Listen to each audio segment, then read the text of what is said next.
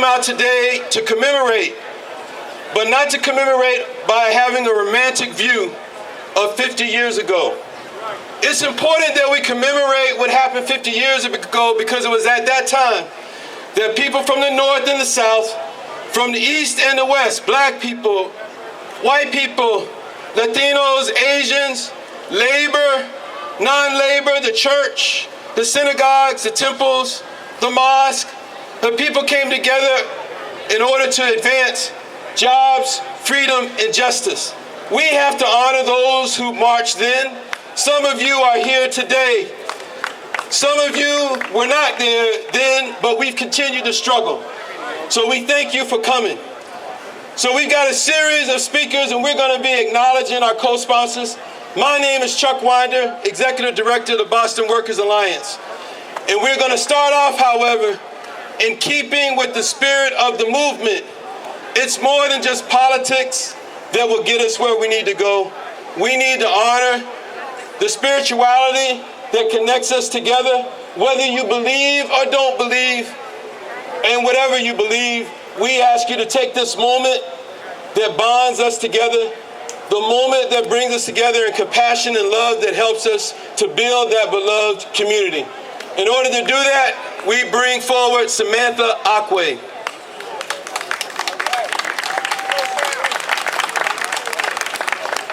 All right. Now, if you're happy to be here, just wave your flag one. All right, look at us. So I recognize that today we bring not only our bodies, but our spirits. And we also bring the spirit of our ancestors. Am I right? All right. So I want to use the black singer Pearl Bailey's words in saying, we cannot belong to anyone else unless we belong to ourselves. So I want you to take a moment to close your eyes and feel yourself here. And it was black writer Zora Neale Hurston that said, "No man may make another man free. Freedom is something internal. All you can do is to give the opportunity for freedom, and the man himself must make his own emancipation." So know this is your opportunity. This is your opportunity. And beyond freedom, let us be reminded of activist Marcus Garvey. He said, if we must have justice, we must be strong. And if we must be strong, we must come together. And if we must come together, we can only do so through the system of organization. And though we are organized here, it is activist A. Philip Randolph that reminds us that no organization can do everything, but every organization can do something. Do we have a flag to that? Every organization can do something. So thank you to every person and organization represented here today. Can we give ourselves a hand?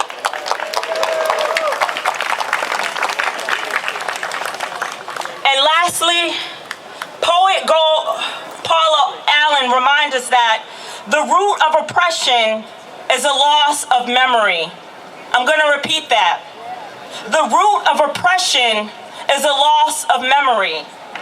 So let us not forget what this day is all about, what it stands for, who stands around us, who stood before us, and what our spirits hold. Thank you.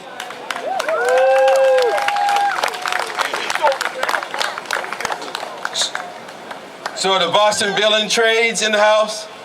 Boston Building Trades in the house? All right, thanks for coming out. What about the United Steelworkers, Local 8751? And the American Postal Workers Union? All right, SEIU 615? What about the Boston Teachers Union? What about Union Local 589? All right, and Mass Peace for Action? All right, so next we have Marissa Erkstrom. And Marissa is one of the Occupy Boston chaplains. She's come out to give her support. So please welcome Marissa Ekstrom.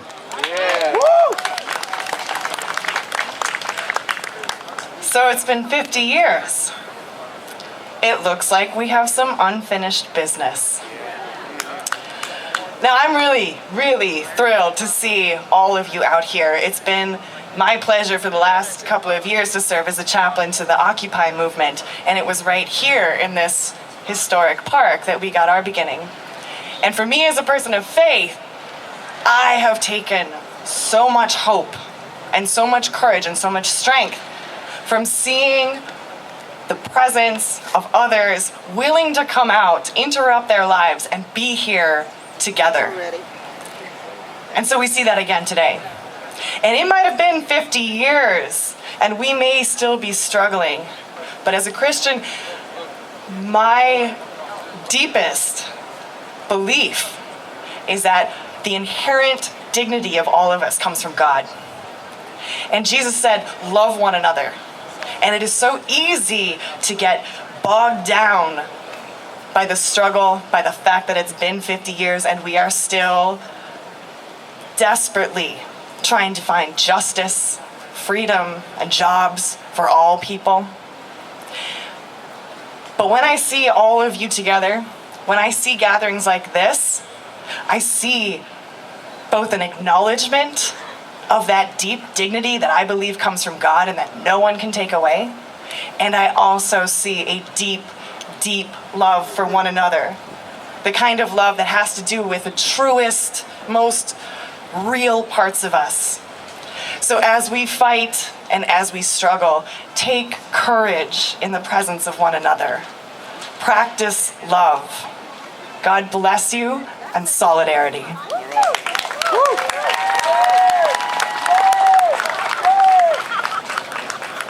So thanks, Marissa. Do we have the International Union of Painters and Allied Trades, DC 35? And what about Unite Here, Local 26? How about the New England Regional Council of Carpenters? All right, and one more time, can we hear from the American Postal Workers Union? All right. So next we have coming up to the mic, we have the Deputy Director for the Boston Workers Alliance. And please recognize also that she was the first woman chair of the Board of Directors of BWA. You know her, many of you, because she's been active in the community. Suzanne P. Bruce. Suzanne.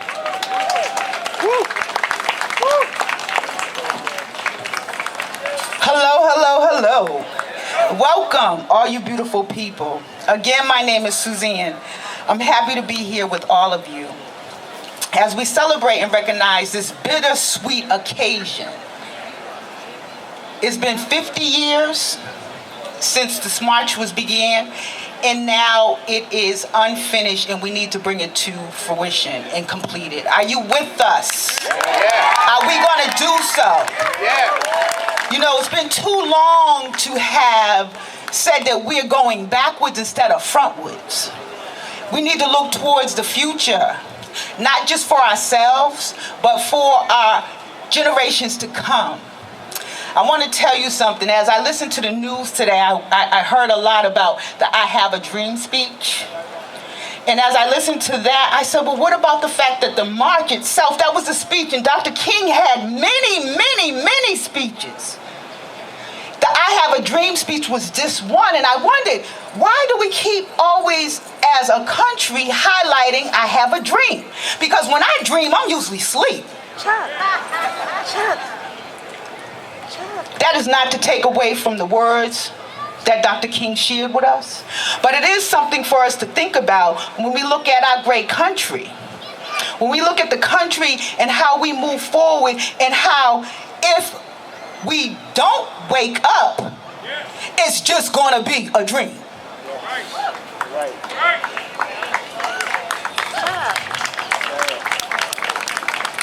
Let me just say a little something about the war on drugs and mass incarceration. Yeah, say it. The war on drugs has created a system that governs not just a small fraction of racial or ethnic minorities, but entire communities.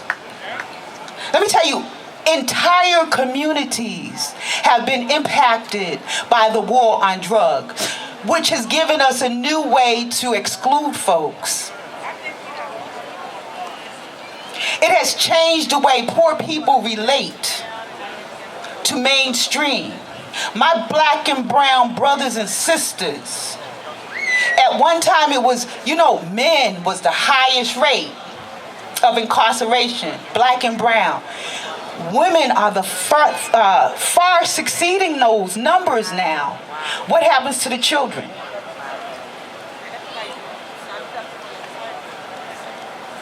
It's time for us to stand up. And I leave you with these words. And there's a call and sound thing that happens back and forth. So I'm going to say, the people united, the people united will never be defeated. We shall not be moved. Thank you.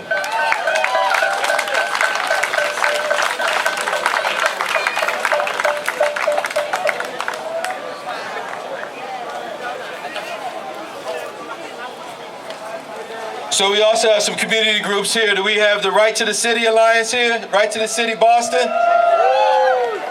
How about City Life Vita Urbana? I'm going to show a bias. What about Boston Workers Alliance? So I know a couple of groups that we do have. We do have the Youth Justice Power Union is here in the house. And I think it's important that we acknowledge their presence today because, in '63 they didn't have youth speaking. The youngest person was a young adult, and that was Lewis, right? Congressman John Lewis. But today we have our youth. So it's not enough for us to stand with them if we have a Trayvon Martin. We have to stand with them every day. They are holding an action over here at the State House.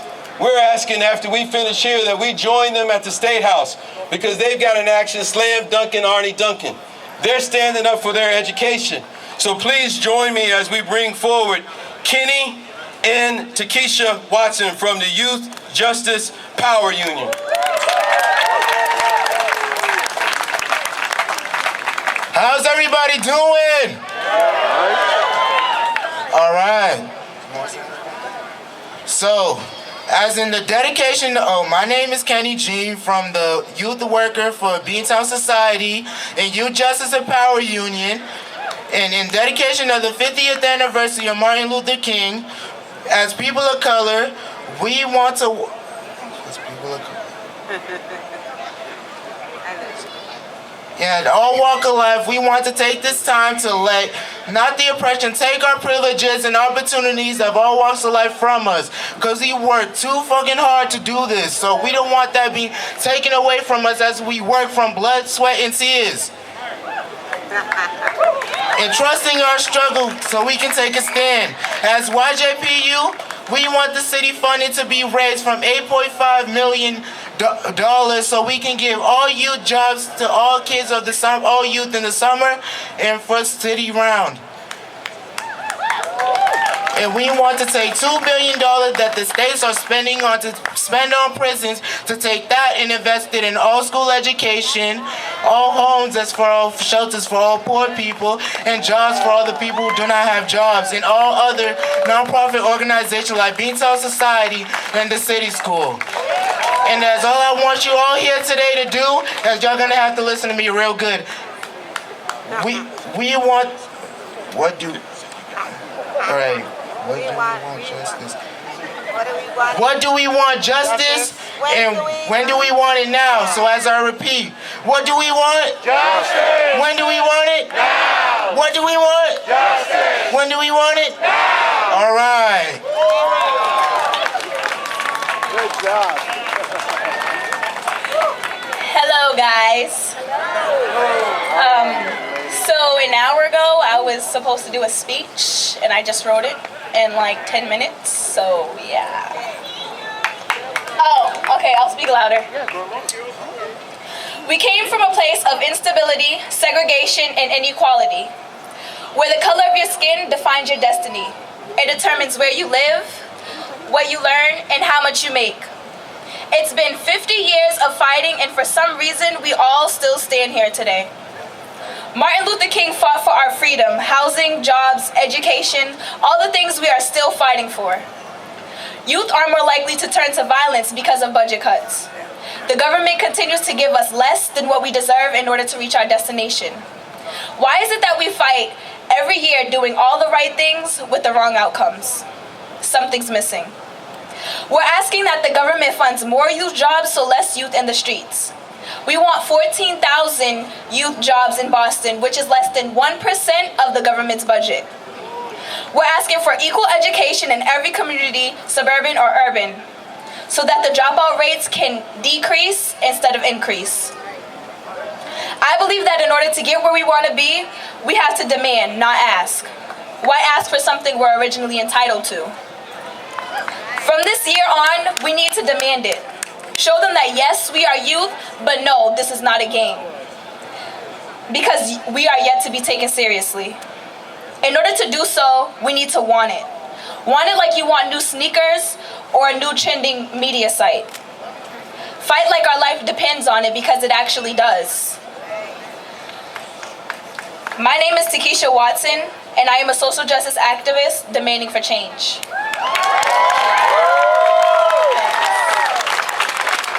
Let's give it up one more time for our young people.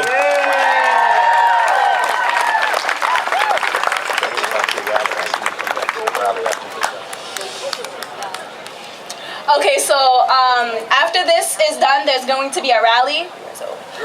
Oh, our rally over there, or here. I was not informed. At the State House, if you can all attend, that would be beautiful. That'd be great.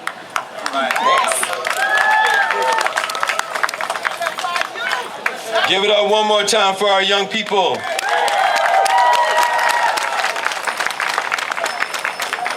You know, immigration opened up in 1965. Some of the things that people don't know is that during the March on Washington, immigration and expanded immigration rights, particularly those people from the continents of Africa and Asia, from folks from the Caribbean, people of color around the world, that was one of the issues during the March on Washington. And so in 1965, shortly after 63, immigration opened up. And so we still, though, are fighting for immigrant rights and immigrant worker rights. So one of the groups that we have here today that we're happy to have, speakers we have here today is Elvis Mendez, the Executive Director of the Immigrant Worker Rights. Please join me in welcoming Elvis Mendez. Elvis. Hi everybody, my name is Elvis Mendez. I'm with the Immigrant Worker Center Collaborative, and I am really excited to be here today. As an immigrant, as a young black man, as a dedicated troublemaker, like I see many of you out here, I think that the March on Washington and the Civil Rights Movement really taught us an invaluable lesson, right? It taught us that marching on the road to justice, we really need to walk fearlessly, right? Because the March on Washington, for me, it wasn't just a march, it's kind of a pilgrimage. It's a pilgrimage about what it means to be fully human. One of my favorite authors, Vijay Prashad, got some academics in the crowd. He likes to say, we were born a people. Through great difficulty, we became human, right? And for me, that's really what the Civil Rights Movement was about. It was to try to reclaim our humanity. And that's a task that we still have before us today. That's what the immigrant rights movement's about, right? We are a people, but we need to be respected and recognized as humans. So those of us who are fighting for a Bill of Rights for domestic workers, that's a struggle for some workers to be respected and treated and seen as humans. Those workers who are fighting so that their bosses can respect them and not play the shell game of subcontracting, that's a fight to be seen and recognized as humans.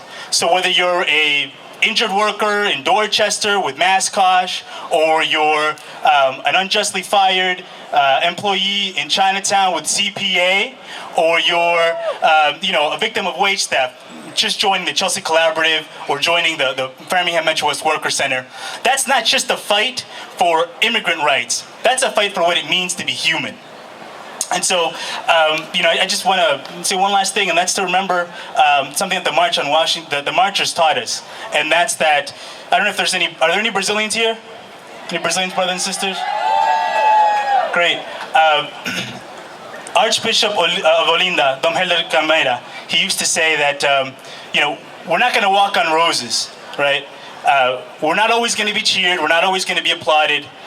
If we're going to be pilgrims for peace and justice, we must expect the desert. And so this is our desert. But just like Bob Moses, just like Ella Baker, just like A. Philip Randolph, just like Curtis Hayes, we're going to walk fearlessly, we're going to march forward, and we're going to find our way out. So thank you, BWA, thank everybody for organizing this commemoration, and let's keep on marching. Give it up for Elvis. So Elvis just asked about any Brazilians in the house. There's one dynamic and powerful Brazilian that I know. She's the executive director of the Brazilian Immigrant Center. She's doing that as she helped to rebuild the organization along with her board and her member leaders, while also getting her PhD. She recently spoke at the United Nations. I'm talking about, if you don't know her, Natalicia Tracy. Natalicia.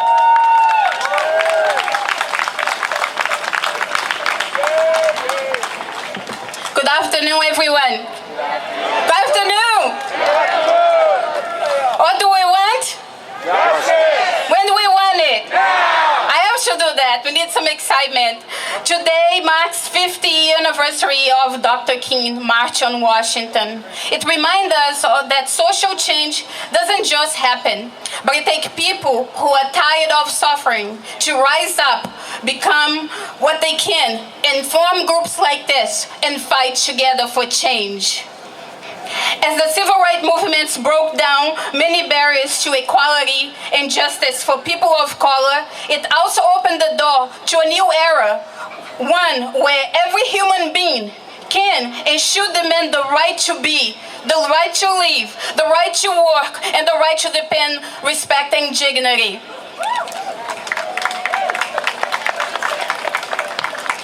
We take much inspiration from the example set by Dr. King so long ago, and the early struggles that have taught us that we can't sit still, that we have to fight for our rights. And men like the 54th Regiment, who are now memorized here in Boston, next to where we are today, they too worked really hard, worked without pay, for a long time, demanding that they would work without pay until they would receive the same pay as the white regiment. Those are things that we need to remember. When this monument was dedicated, then it took another 85 years for them to be recognized. It's like the civil rights movements, they took a long time for us to be recognized as people, but it's still today. We're far away from becoming where we need to be, and that's why we're here today to celebrate Martin Luther King's work and what he has done for us, and we need to live by his word and use it as an example to move us forward, to sort of catapult us to work for justice. And I'm very privileged to be here today with all of you, and I'm looking forward to working with all of you towards social justice, whether it's a domestic worker bill of rights, a driver's license campaign, a bill for paid sick day, or minimum wage bill. We all in this struggle together for workers, and I'm very pleased to be here. Thank you very much.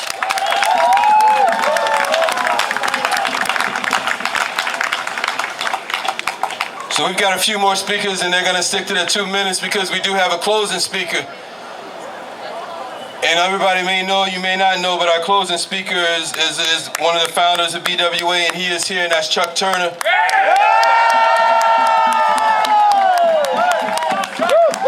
So please hold tight. We got some other speakers, and I'm not going to be introducing them. We're going to have our director of organizing introduce him, but I want you to know what's to come. But one of the leaders, one of the member leaders, and one now a staff member of BWA, our first director of organizing is here. Come on up, Hakeem. And so one of the things that, Councilor Turner was telling me just last week was that if we, in terms of black people, right, Afro-descendant people here in Boston, if we can't make a niche in the construction with all this building going around and a high unemployment rate in terms of black people and brown people in Boston, then we got a problem. And so we have a campaign right now at BWA around construction jobs and jobs campaign. The lead staff person is Hakeem Cunningham. He's also the citywide coordinator for the jobs campaign. Please welcome Hakeem Cunningham. Is the power with the people? Yes, sir. Is the power with the people? Is the power with the people? That's what we have to talk about. It's power. Power in the sense of not only speaking about it, but understanding that it's about economic power. If we want to be in a position where there's a balanced playing field, we have to talk about economics. And we got to talk about economic inequality. And we have to talk about rights. Rights of workers, rights of immigrants to work, rights of all folk who come from classes that have been disenfranchised to have a play in this field that we call the economic game inside of Boston. We have to think about, not only did King march for civil rights, he also marched for economic equality. So we have to think about that. Economic equality for everyone? Economic equality for everyone? Economic equality for everyone. Thank you. The CPA in the house, Chinese Progressive Association in the house. How about Nube? The Nube in the house? Neighbors United for a Greater East Boston. We need to support them with regard to the fight with the casino. So welcome Nube in the house. How about our Boston School Drivers Union? Are they in the house?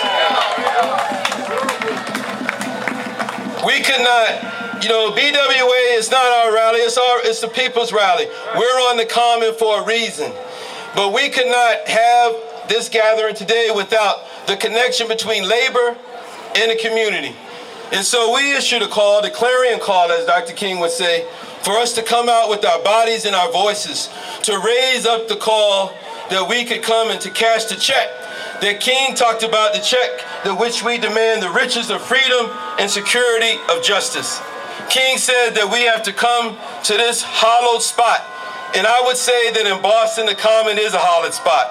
It's significant that we started gathering behind the 54th Regiment Monument and that we walk here at the triangle point, at the pivot point between City Hall and also the pivot point between the State House.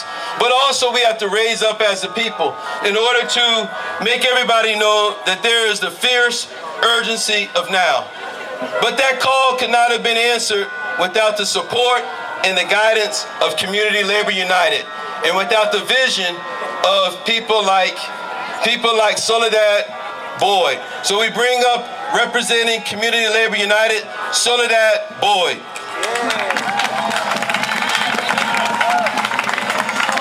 Thank you.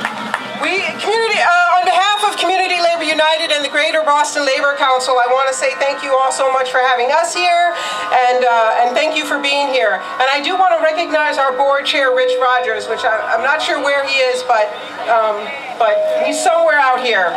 So there's a couple of things I want to say. When BWA came to us and asked us to support them on this, we got a call and said, hey, we're going to do this rally. And we sent an email back and said, what can we do? Can we do visuals? Can we call folks? And my coworker Jeremy put out calls to our labor partners and our community partners.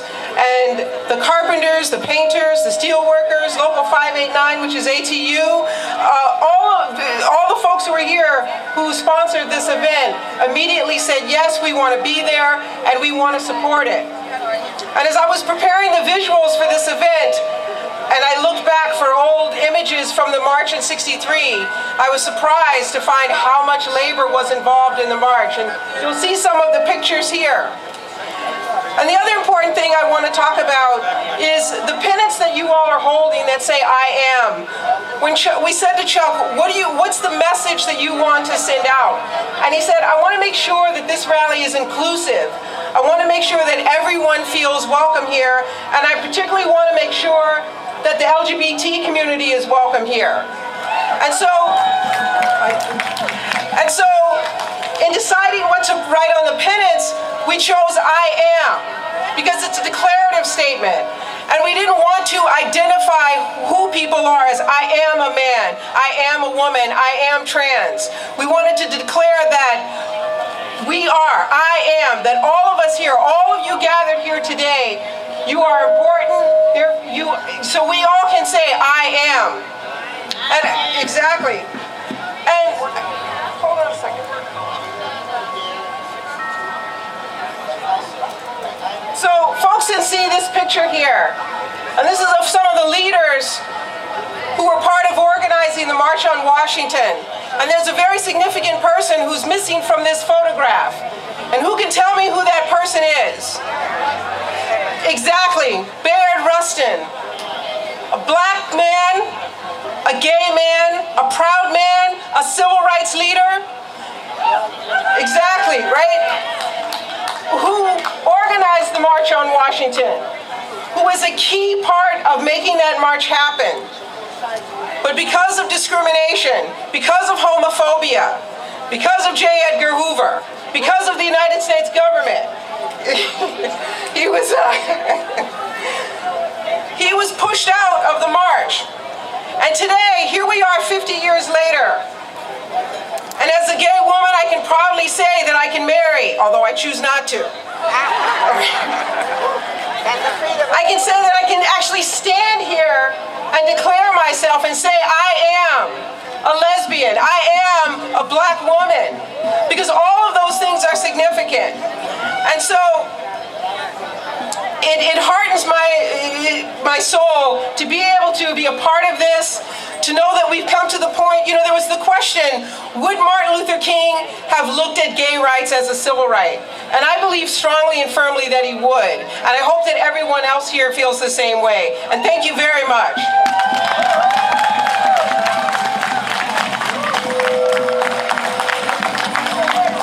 Thank you, Soledad. I am.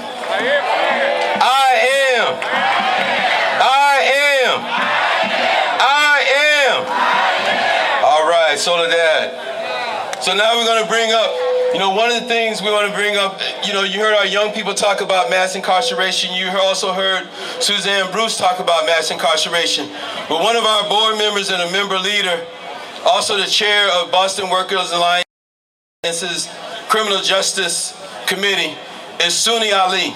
And he's here to talk about something very important. We're here today on the Common, but we also want you to come back again on April the 4th on the Common, and Suni's going to tell you why. Suni Ali, come on forward. Suni Ali.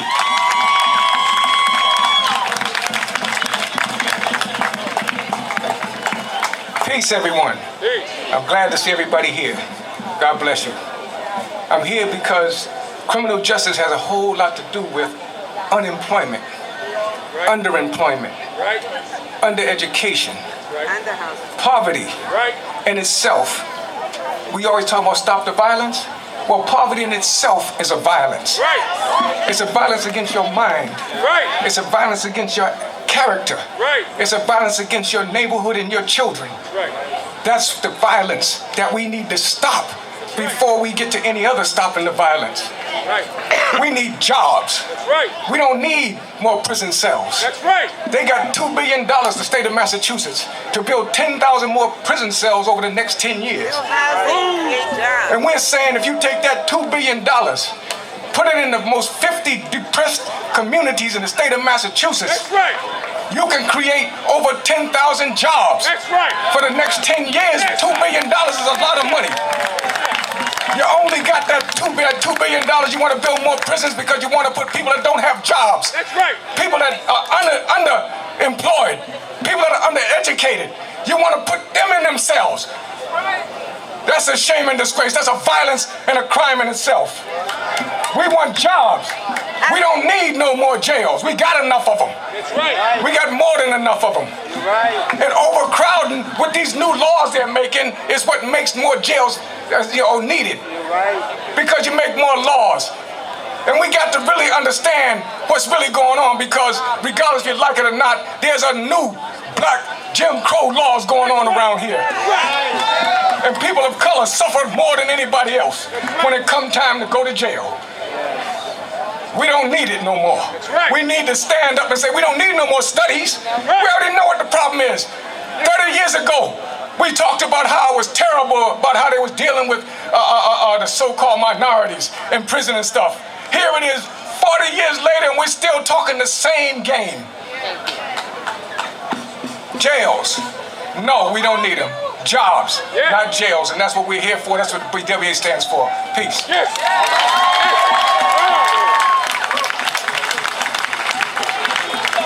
housing prisoners, house families. Now housing for prisoners, house for families. So next we have Darren Howell from Mass Uniting. Everybody, tomorrow is another action. It's a very important action. He's going to speak about it. Some of the other things in 1963, they talked about minimum wage. We're still fighting for a living wage and minimum wage. There's an action tomorrow, very important action. Darren Howell from Mass Uniting. Please join me in welcoming Darren Howell from Mass Uniting. Good afternoon, all. Great turnout, great turnout. As Chuck mentioned, and I definitely like to acknowledge, I see a few good people out here. I see Bishop Tixer, I see my mentor, Chuck Turner, behind me. I see Carlos Enriquez, I see Grace Ross, I see so many people, Steve Kirschbaum, so many people that stood on the front line of these movements of change. And I'd just like to take a personal acknowledgement to say hello to them, Howard Ruttman, and everyone else that came out today. On tomorrow is the National Fast Food Workers Strike Day. Over 40 cities plan on participating and calling for a living wage, 15 hours and a contract, right? At 4 o'clock, we're going to be gathered right here. We're going to take it right to that Burger King right there, and we're going to take it right to that McDonald's, right to the front line. I know that we should have a tremendous turnout of support. We've been identifying workers for the last few months. Workers are taking a day off, and they're saying, you know what, we're going to address this issue. $7.25 is not enough to survive. Am I correct with that? And Massachusetts is no better with $8. Am I accurate with that? So right now we're calling for not only an increase in the minimum wage statewide, but we're also calling for the fast food industry to pay a living wage, $15 an hour. It's a $200 billion annually profiting business. They can afford to pay their labor force. Do we agree? Yeah. So let's bring it to the front line tomorrow. Look forward to seeing all y'all. Thank you all for coming out. Thanks. And Jamal Crawford, I didn't see you over there. Thanks. You laid down, that's what happened.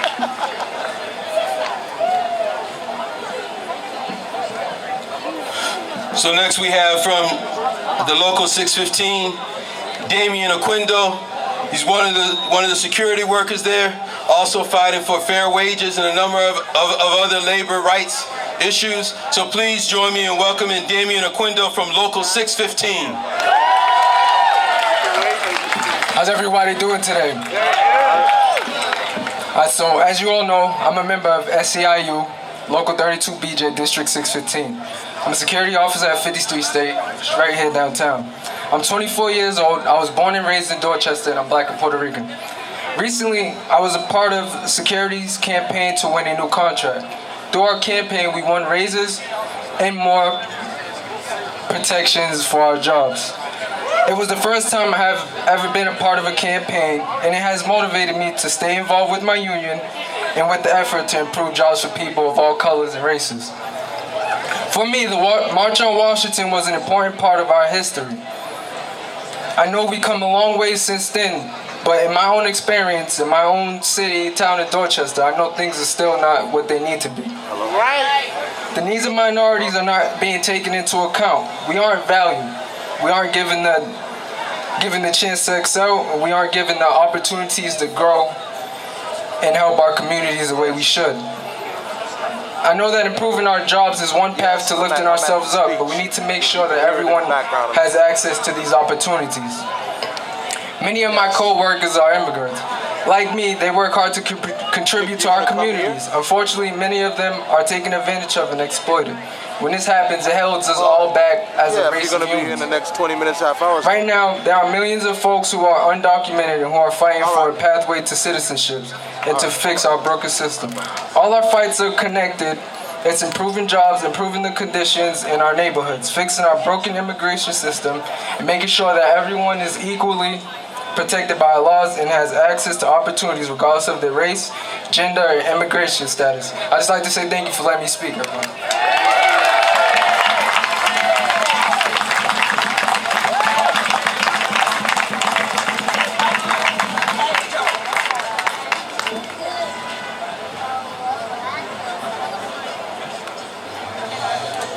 So we also called out earlier the Boston School Bus Drivers Union, but there's actually a representative of the union that's going to speak with you. And we care about our children, but we oftentimes forget about the people who make sure that our children get from one location to another location, especially in a year like this year where we had a lot of snow.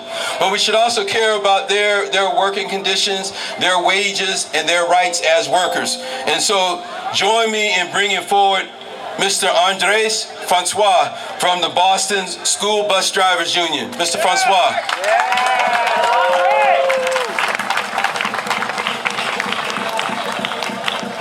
Good afternoon, everybody. My name is Andre Francois. I am from the School Bus Drivers Union, as you said. I want to thank, on behalf of the Bus Drivers Union, I want to thank all the civil rights leaders. I want to thank Martin Luther King. I want to thank BWA, which our brother Chuck founded. For this day today. If it wasn't for them, I wouldn't be here today as an Haitian American leader. I wouldn't be here today to talk about the progress that we've done. We've come a long way. I must tell you though that racism is still a big thing, a big fight.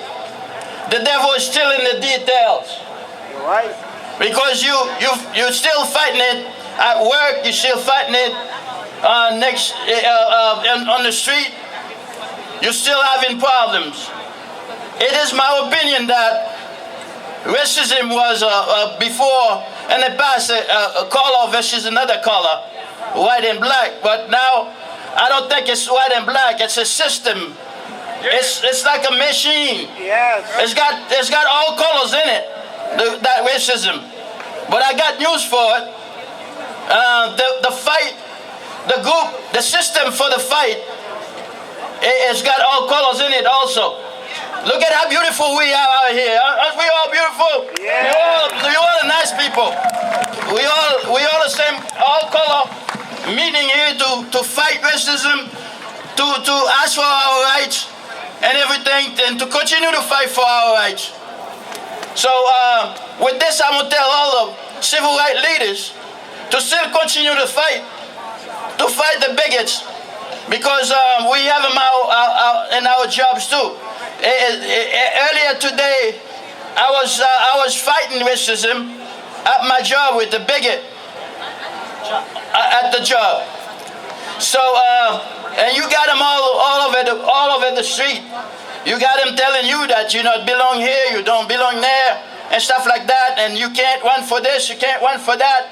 We still got the framers, the framers that frame our political brothers and sisters all over the place. So we have to continue to fight and keep fighting the fight, and we're gonna do it together, just like the prior leaders of civil rights have put it before us. Thank you for everything. Thank you for everybody to show up here.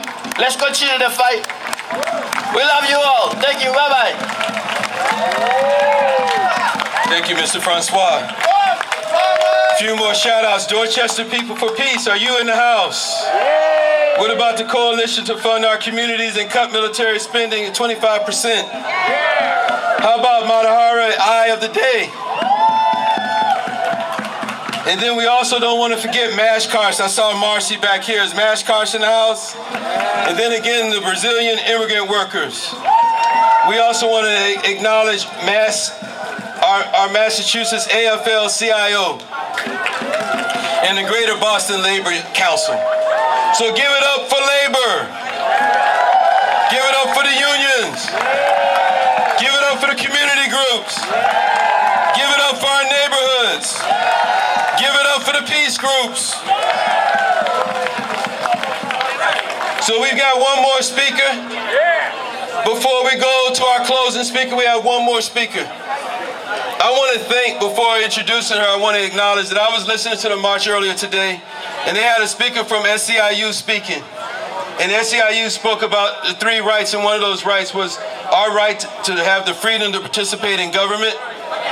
And SEIU spoke about the right for us to basically flourish in our lives, and also our right to coexist together in peace. And those are 3 things that I think we need to be fighting for here in Boston. And having met with Veronica Turner a week ago about SEIU 1199, I'm very grateful to her and to Rich and to Community Labor United for bringing folks out today, and all of you for coming out. So our last speaker today is from SEIU 1199. She's a personal care assistant, a member leader at SEIU 1199, Kira Hilton. Please join me in welcoming Kira Hilton. I'm nervous. Hello, everyone. I'm so nervous. As he said, I am a PCA, I'm a personal care attendant, and I just wanted to come here and share. I don't really know how to start. I wrote so many things, but the most important thing I wanted to share is that growing up in life, I always knew about Martin Luther King. I admired him. I loved his voice, his leadership, and how he led people. However, that didn't personally impact me because I wasn't a part of that era. So now, once I was introduced to the Healthcare Workers Union, 1199 SEIU, I was educated and taught about fighting for a fair economy, getting people in my community to vote and have solidarity.